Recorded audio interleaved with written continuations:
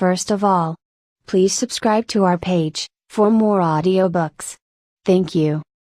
How to Be Free by Joe Blow. Chapter 15. The Scary Side of the Imagination. When we allow the imagination to run free, we may find that it throws up some frightening ideas. In our repressed, that is armored, state, we repress most of our angry feelings and much of our sexuality. So when the imagination wanders off the safe path of our disciplined ways of thinking about ourselves, it is bound to bump into aggressive and sexual images and thoughts. The higher our standards of behavior, the more of these things we will find.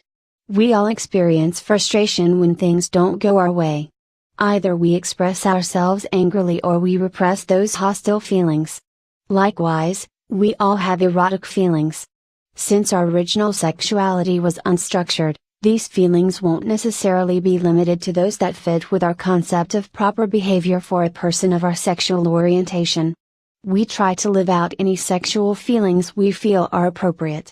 It is the inappropriate feelings which get repressed. So finding thoughts in our imagination which we might consider to be depraved or monstrous, is not an indication that we are depraved or monstrous, but an indication that we are not. A depraved or monstrous individual would have done those things. What can make these thoughts particularly scary is that they tend to crystallize lots of repressed feelings into something extreme. So restraining ourselves from punching someone in the nose, if repeated 20 times, might crystallize in our imagination as a thought of taking a machine gun and committing mass murder. And repressed anger and sexuality could cross-fertilize into violent sexual fantasies. As I mentioned earlier, one of the thoughts that arose unbidden in my mind which gave me the most trouble was that of killing a baby. Clearly I had been repressing a lot of anger at the time. My conscience was particularly oppressive, so this is likely. But the solution to this problem is to learn to accept that even terrible thoughts are only thoughts. Humor can be very helpful in achieving this.